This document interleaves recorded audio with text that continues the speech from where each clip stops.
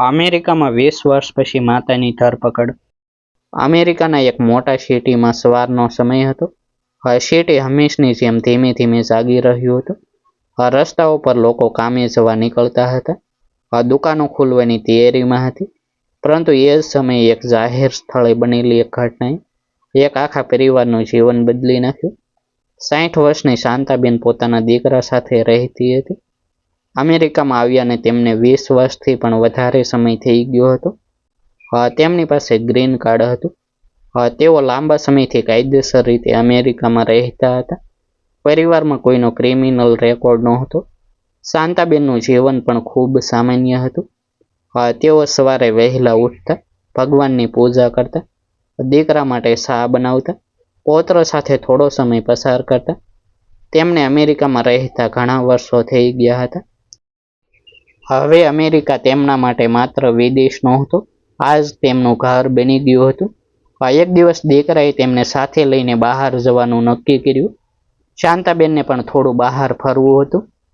તેઓ દીકરા સાથે કારમાં બેઠા અને શહેરના એક જાહેર સ્થળે પહોંચ્યા. દીકરો કાર પાર્ક કરવા ગયો. શાંતાબેન બહાર ઊભા રહીને તેની રાહ જોવા લાગ્યા. તેમના હાથમાં નાની થેલી હતી. તેમાં દવાઓ, ચશ્મા અને ભગવાનની નાની તસવીર હતી. તેમને જરા પણ ખ્યાલ નહોતો કે થોડા જ મિનિટોમાં તેમની જિંદગીમાં એવો વળાંક આવવાનો છે જેની તેમણે ક્યારેય કલ્પના પણ કરી નહોતી. શાંતાબેન એક બાજુ ઊભા રહીને દીકરાની રાહ જોઈ રહ્યા હતા. અચાનક બે અધિકારીઓ તેમની નજીક આવ્યા. શાંતાબેનને લાગ્યું કે કદાચ કોઈ સામાન્ય તપાસ હશે. એક અધિકારીએ તેમનું નામ પૂછ્યું. શાંતાબેને પોતાનું નામ જણાવ્યું. ત્યારબાદ અધિકારીએ તેમની ઓળખ વિશે પ્રશ્નો પૂછ્યા. શાંતાબેને કહ્યું કે તેઓ અમેરિકામાં 20 વર્ષથી વધુ સમયથી રહે છે. તેમની પાસે ગ્રીન કાર્ડ છે. અધિકારીએ ફરી કેટલાક પ્રશ્નો પૂછ્યા. શાંતાબેનના ચહેરા પર ચિંતા દેખાવા લાગી. તેમણે કહ્યું, મારા દીકરાને બોલાવો, તે અહીં છે. અધિકારીએ તેમને શાંત રહેવા કહ્યું. થોડા સમય પછી તેમને જાણ થઈ કે તેમની ઇમિગ્રેશન ફાઇલમાં વર્ષો જૂની કાર્યવાહીનો ઉલ્લેખ છે. આ સાંભળીને શાંતાબેન સ્તબ્ધ થઈ ગયા. તેમણે તરત કહ્યું, પણ એ બાબત તો વર્ષો પહેલા પૂરી થઈ ગઈ હતી. અધિકારીઓ દસ્તાવેજોની તપાસની વાત કરી. શાંતાબેનને કશું સમજાતું નહોતું. તેઓ કાયદાની ભાષા જાણતા નહોતા. તેમના માટે એક જ વાત મહત્વની હતી. તેઓ ગ્રીન કાર્ડ ધરાવતા હતા. તેઓ વર્ષોથી અમેરિકામાં રહેતા હતા. તેમનું આખું જીવન પરિવાર સાથે જોડાયેલું હતું. તેમને લાગ્યું કે કદાચ કોઈ ગેરસમજ થઈ હશે અને થોડા સમયમાં બધું ઠીક થઈ જશે. એટલામાં તેમનો દીકરો પાછો આવ્યો. તેણે દૂરથી જોયું કે તેની માતા બે અધિકારીઓ સાથે ઊભી છે. તે તરત તેમની તરફ દોડ્યો. તેણે પૂછ્યું, શું થયું? શાંતાબેને માત્ર એટલું કહ્યું, મને ખબર નથી. તેઓ કહે છે કે અમારી ઇમિગ્રેશન ફાઇલમાં કંઈક છે. દીકરાએ અધિકારીઓને સમજાવવાનો પ્રયાસ કર્યો. તેણે કહ્યું કે તેની માતા લાંબા સમયથી અમેરિકામાં કાયદેસર રીતે રહે છે. તેમની પાસે ગ્રીન કાર્ડ છે. કોઈ ક્રિમિનલ કેસ નથી. વર્ષો પહેલાની ઇમિગ્રેશન કાર્યવાહી અંગે પરિવાર પાસે કોર્ટના દસ્તાવેજો પણ છે. દીકરાએ પોતાના ફોનમાંથી કેટલાક દસ્તાવેજો બતાવવાનો પ્રયાસ કર્યો. પરંતુ અધિકારીઓએ કહ્યું કે કાર્યવાહી તેમના રેકોર્ડ મુજબ થઈ રહી છે. દીકરાના ચહેરા પર ચિંતા વધી ગઈ. તેણે પોતાની માતાનો હાથ પકડી લીધો. શાંતાબેન પણ ગભરાઈ ગયા. તેમણે દીકરાને ધીમેથી પૂછ્યું, બેટા, અમને ક્યાં લઈ જશે? દીકરાએ માતાને હિંમત આપવાનો પ્રયાસ કર્યો. તેણે કહ્યું, મમ્મી, તમે ચિંતા ન કરો, હું બધું સંભાળી લઈશ. પરંતુ અંદરથી તે પોતે પણ ડરી ગયો હતો. થોડી જ વારમાં પરિસ્થિતિ વધુ ગંભીર બની ગઈ. શાંતાબેનને અધિકારીઓની કસ્ટડીમાં લેવાની કાર્યવાહી શરૂ થઈ. દીકરાએ ફરીથી સમજાવવાનો પ્રયાસ કર્યો. તેણે કહ્યું કે તેમની માતા વૃદ્ધ છે. તેમને દવાઓ લેવાની હોય છે. તેઓ કોઈ ગુનામાં સામેલ નથી. પરંતુ તે સમયે તેની વાતથી કાર્યવાહી અટકી નહીં. શાંતાબેન પોતાના દીકરાની સામે ઊભા હતા. તેમની આંખોમાં આંસુ આવી ગયા. તેમણે દીકરાને કહ્યું, અમારે ઘરે જવું છે. દીકરાએ તેમને ગળે લગાવ્યા. થોડા સમય માટે બંને કંઈ બોલી શક્યા નહીં. 20 વર્ષથી વધુ સમયથી અમેરિકામાં રહેલી એક વૃદ્ધ માતા હવે પોતાના જ પરિવારથી દૂર લઈ જવામાં આવી રહી હતી. હા, તેમના હાથમાં હજુ પણ નાની થેલી હતી. હા, તેમાં ભગવાનની તસવીર હતી.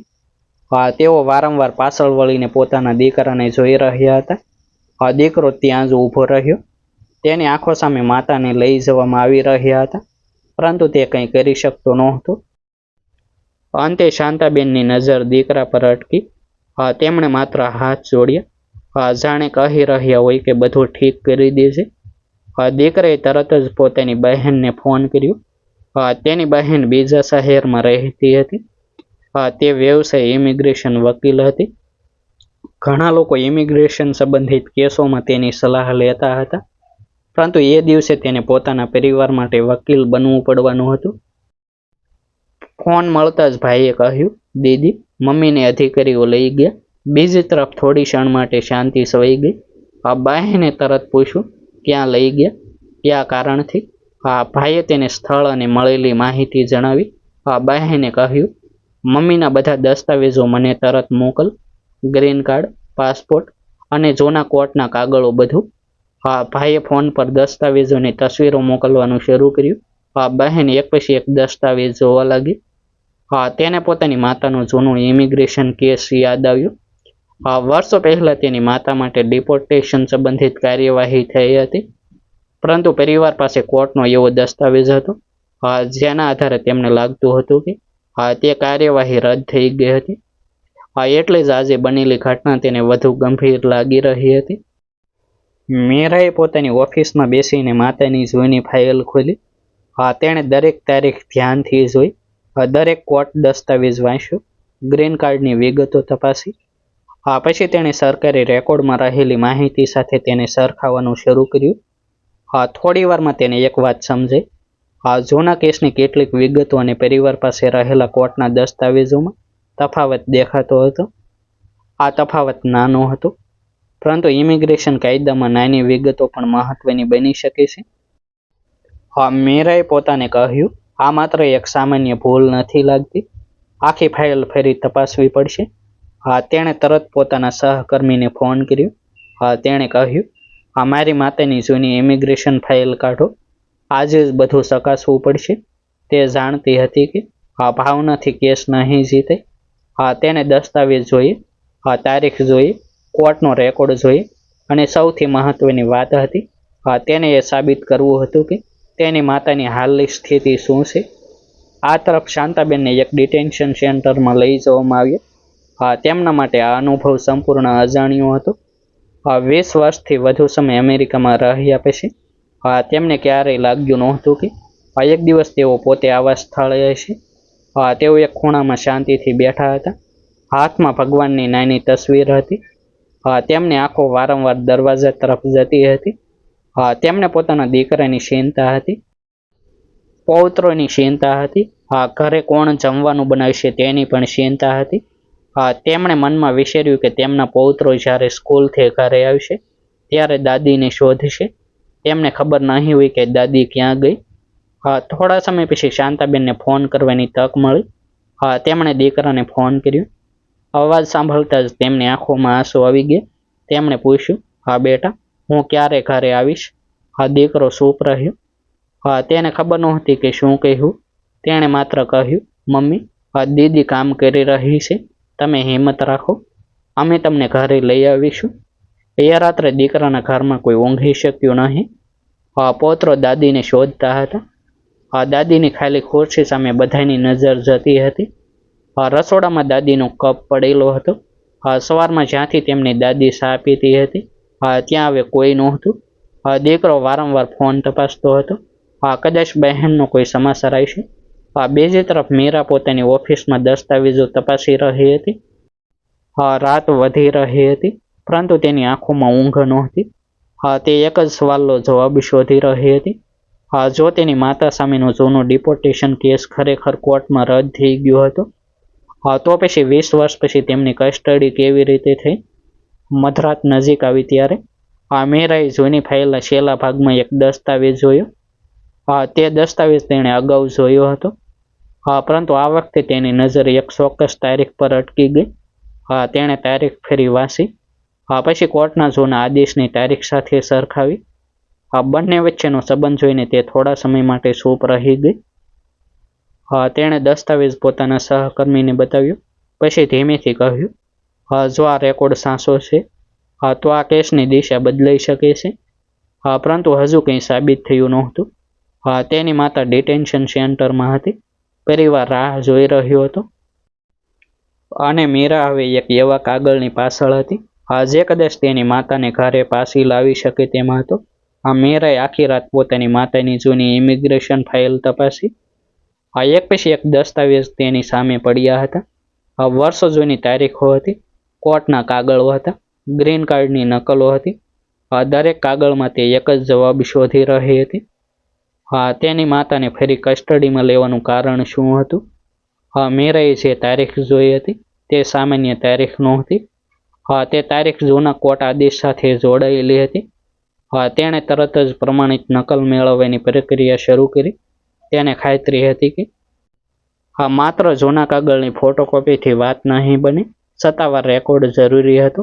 બીજી તરફ શાંતાબેન ડિટેન્શન સેન્ટરમાં બેઠા હતા. તેમને પોતાના પરિવારની ચિંતા હતી. તેઓ વારંવાર દીકરાને ફોન કરવાની રાહ જોતા હતા. તેમની પાસે વધારે સામાન પણ નહોતો. નાની થેલીમાં દવાઓ હતી, ભગવાનની તસવીર હતી અને પૌત્રોની એક જૂની તસવીર હતી. તે તસવીર હાથમાં લઈને તેઓ લાંબા સમય સુધી તેને જોતા રહ્યા. તેમણે નજીક બેઠેલી એક મહિલાને કહ્યું, મારા બાળકો બહાર મારી રાહ જોઈ રહ્યા છે. તેમની આંખોમાં આંસુ આવી ગયા, પરંતુ તેઓ રડવા કરતા પ્રાર્થના કરતા રહ્યા. બીજી તરફ મીરાએ પોતાના સહકર્મી સાથે જૂના કોર્ટ રેકોર્ડની તપાસ કરી. કોર્ટના દસ્તાવેજમાં જૂની કાર્યવાહી અંગે એક મહત્વપૂર્ણ આદેશ હતો. પરંતુ સરકારી રેકોર્ડમાં તે જ બાબત અલગ રીતે દેખાતી હતી. મીરાએ કહ્યું, તફાવત સમજવો પડશે. એક નાની ભૂલ પણ અહીં મોટો ફેરફાર કરી શકે છે. તેણે તરત જ કાનૂની અરજી તૈયાર કરવાનું શરૂ કર્યું. તેમાં પોતાની માતાની ઉંમર, લાંબા સમયથી અમેરિકામાં રહેવાની સ્થિતિ, ગ્રીન કાર્ડ અને કોઈ ક્રિમિનલ રેકોર્ડ ન હોવાની વિગતો રજૂ કરવામાં આવી. સાથે જૂના કોર્ટ આદેશની નકલ પણ જોડવામાં આવી. મીરા જાણતી હતી કે માત્ર ભાવનાત્મક દલીલ પૂરતી નહીં બને. કોર્ટને દસ્તાવેજી પુરાવા જોઈએ. તેણે દરેક પાનાની તપાસ કરી. એક તારીખ ખોટી હતી કે રેકોર્ડમાં કોઈ ગેરસમજ હતી, તે સ્પષ્ટ કરવું જરૂરી હતું. આ દરમિયાન શાંતાબેનના દીકરાએ ઘરમાંથી તેમની જૂની ફાઇલ શોધી. તેને એક ફાઇલમાં વર્ષો જૂનો કોર્ટ પત્ર મળ્યો. તેણે તરત તેની તસવીર મીરાને મોકલી. મીરાએ પત્ર જોયો અને ફરીથી જૂના રેકોર્ડ સાથે સરખાવ્યો. હવે તેની શંકા વધુ મજબૂત બની. તેણે ભાઈને કહ્યું, આ પત્ર સાચવીને રાખ. મૂળ દસ્તાવેજ ગુમ થવો જોઈએ નહીં. પરિવાર માટે આ નાનો કાગળ હવે ખૂબ મહત્વનો બની ગયો હતો. મીરાએ કોર્ટમાં તાત્કાલિક રાહત માટે અરજી કરવાની તૈયારી કરી. બીજી સવારે કાર્યવાહી શરૂ થઈ. કોર્ટમાં મીરાએ પોતાની માતાની સ્થિતિ સમજાવી. તેણે કહ્યું કે તેની માતા વૃદ્ધ છે અને લાંબા સમયથી અમેરિકામાં રહે છે. તેની પાસે ગ્રીન કાર્ડ છે. પરિવારનો કોઈ ક્રિમિનલ ઇતિહાસ નથી. જૂના કેસ અંગે પણ કોર્ટનો રેકોર્ડ ઉપલબ્ધ છે. સરકાર તરફથી જૂની ફાઇલનો ઉલ્લેખ કરવામાં આવ્યો. પરંતુ મીરાએ તરત જ પૂછ્યું કે જો જૂની કાર્યવાહી અંગે કોર્ટનો આદેશ ઉપલબ્ધ છે, તો હાલની કસ્ટડીનો ચોક્કસ આધાર શું છે? કોર્ટરૂમમાં વાતાવરણ ગંભીર બની ગયું. મીરા દરેક દસ્તાવેજ ધ્યાનથી જોઈ રહી હતી. જજે પણ જૂના કેસની તારીખો અંગે પ્રશ્નો પૂછ્યા. મીરાએ પોતાની માતાનો કોર્ટ આદેશ રજૂ કર્યો. સરકારી પક્ષે પણ પોતાનો રેકોર્ડ રજૂ કર્યા. બંને દસ્તાવેજો સામે મૂકવામાં આવ્યા. ત્યારે એક તફાવત ફરીથી સામે આવ્યો. મીરાએ કહ્યું કે આ તફાવતની સત્તાવાર તપાસ થવી જરૂરી છે. કોર્ટે દસ્તાવેજો ધ્યાનથી જોવાની સૂચના આપી. તે દિવસે અંતિમ નિર્ણય આવ્યો નહીં. પરંતુ મીરાને એક વાત સમજાઈ ગઈ હતી. હવે કેસ માત્ર અટકાયતનો રહ્યો નહોતો. જૂના રેકોર્ડની સચ્ચાઈ અને તેની કાનૂની સ્થિતિ મુખ્ય મુદ્દો બની ગઈ હતી. ડિટેન્શન સેન્ટરમાં શાંતાબેનને દીકરીનો ફોન આવ્યો. મીરાએ કહ્યું, મમ્મી હિંમત રાખજો. અમે તમને ઘરે લાવવા માટે કાયદેસર રીતે બધું કરી રહ્યા છીએ. શાંતાબેને ધીમેથી પૂછ્યું, બેટા, હું પૌત્રોને ક્યારે જોઈશ? મીરા થોડા સમય માટે ચૂપ રહી. પછી બોલી, ખૂબ જલ્દી.